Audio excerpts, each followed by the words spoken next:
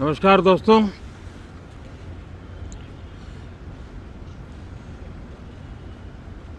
Monsoon सत्र में आप सभी मीडिया जगत के लोगों का स्वागत है। साथियों, मानसून नवीनता और नवसर्जन का प्रतीक है और अब तक जो खबरें मिली हैं, देश में मौसम बहुत ही अच्छे ढंग से आगे बढ़ रहा है। कृषि को लाभदायक मौसम की खबरें हैं और बारिश किसानों की अर्थव्यवस्था, देश की अर्थव्यवस्था, ग्रामीण अर्थव्यवस्था और इतना ही नहीं, हर परिवार की अर्थव्यवस्था में एक बहुत महत्वपूर्ण होता है।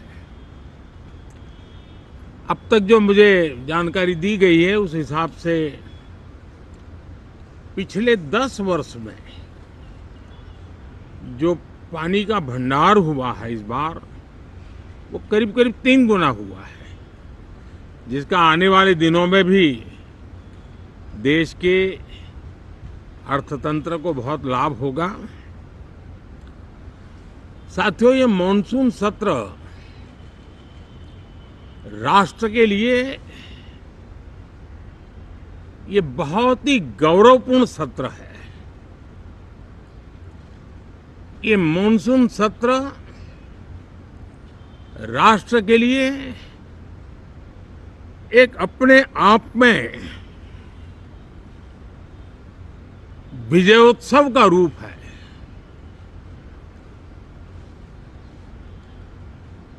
और जब मैं कहता हूं कि सत्र राष्ट्र गौरव और विजयोत्सव का सत्र है, तो सबसे पहले तो मैं पहली बार इंटरनेशनल स्पेस स्टेशन पर भारत का तिरंगा झंडा वहां लहराना, ये हर देशवासी के लिए गौरव की पल है। देश में साइंस टेक्नोलॉजी के प्रति, इनोवेशन के प्रति नया उमंग और उत्साह भरने वाली ये सफल यात्रा रही है और पूरे संसद, लोकसभा राज्यसभा दोनों सदन देशवासी जिस गौरव का अनुभव कर रहे हैं उसमें एक स्वर से जुड़ेंगे, एक स्वर से इसका यशगान होगा। जो भारत को अंतरिक्ष में नई ऊंचाइयां पर पहुंचाने वाले जो भावी कार्यक्रम हैं, उनके लिए भी प्रेरक बनेगा, प्रोत्साहक बनेगा। साथियों, ये मॉनसून सत्र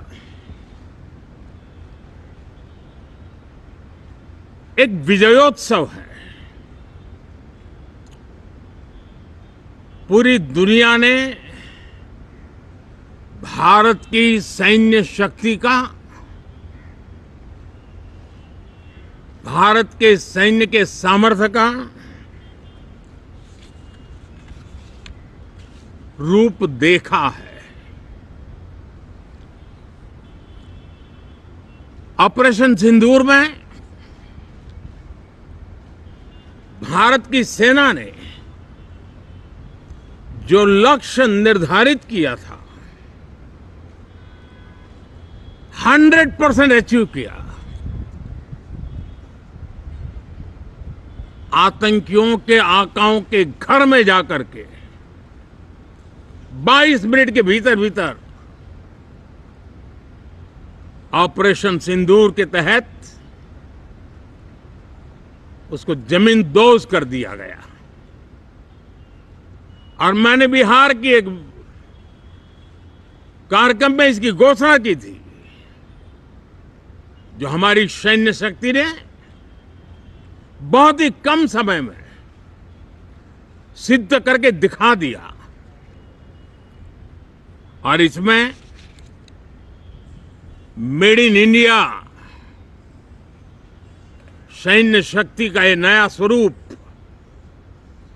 इस पर भी दुनिया बहुत आकर्षित हुई है। इन दिनों विश्व के जिन जिन लोगों से मिलना होता है तो भारत के इस मेड इन इंडिया जो औजार तैयार हो रहे हैं, उसके प्रति दुनिया का आकर्षण बढ़ रहा है। मुझे विश्वास है कि जब सदन इस विजयोत्सव को एक स्वर में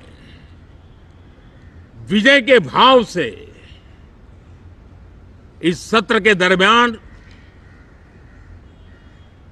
उन ओजस्वी तेजस्वी भावनाओं को प्रकट करेगा, तो भारत की सैन्य शक्ति को बल मिलेगा, प्रोत्साहन मिलेगा, देशवासियों को प्रेरणा मिलेगी और सैन्य क्षेत्र में जो रिसर्च, इनोवेशन और मैन्युफैक्चरिंग हो रहे हैं, made in India defence equipment बन रहे हैं, उसको भी एक बल मिलेगा और जो भारत के नौजवानों के लिए नए रोजगार के अवसर पैदा करेगा। साथियों, ये दशक हम एक प्रकार से देख सकते हैं कि शांति और प्रगति कंधे से कंधा मिलाकर के आगे बढ़ने के कदम कदम पर प्रगति के एहसास करते रहे हैं। देश कई प्रकार की हिंसक वारदातों का शिकार रहा है, लंबे अरसे तक शिकार रहा है। देश आजाद हुआ तब से ये समस्या को हम झेल रहे हैं, चाहे आतंकवाद हो, नक्सलवाद हो। कोई प्रारंभ में शुरू हुआ होगा, कोई बाद में शुरू हुआ होगा, लेकिन आज नक्सलवाद का, माओवाद का दायरा बहुत तेजी से सिकुड़ रहा है। माओवाद को, नक्सलवाद को जड़ से उखाड़ने के संकल्प के साथ देश के सुरक्षा बल एक नए आत्मविश्वास से, तेज गति से सफलता की ओर कदम रख रहे हैं।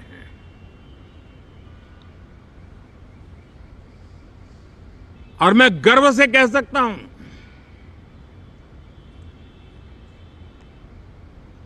देश में सैकड़ों जिले नक्सल की चपेट में से निकल करके आज मुक्ति का सांस ले रहे हैं।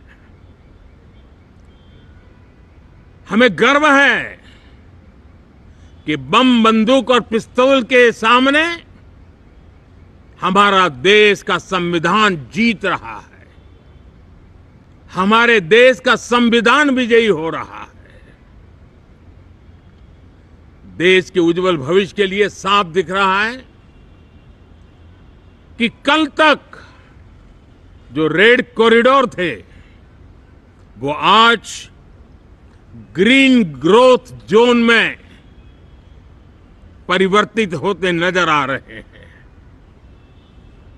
साथियों, एक के बाद ऐसी घटनाएं देशभक्ति के लिए, देश की भलाई के लिए संसद में पहुंचे हुए हर माननीय सांसद के लिए गौरव का पल है।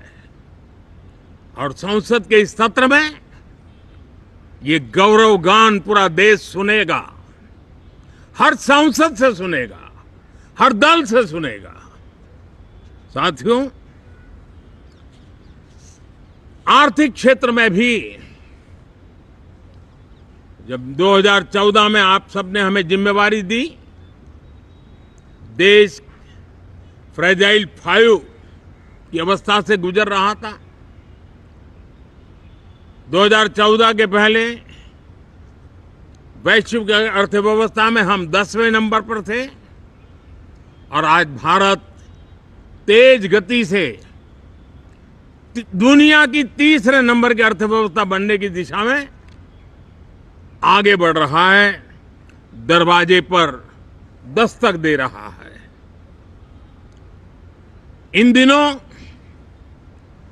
25 करोड़ गरीबों का गरीबी से बाहर निकलना, जिसको विश्व की अनेक संस्थाएं सराहना कर रही है। देश में एक जमाना था 2014 के पहले, जब महंगाई का दर, इन्फ्लेशन रेट डबल डिजिट में हुआ करता था। आज 2% के आसपास आकर के देश के सामान्य मानव के जीवन में राहत बन गया है, सुविधा बन गया है।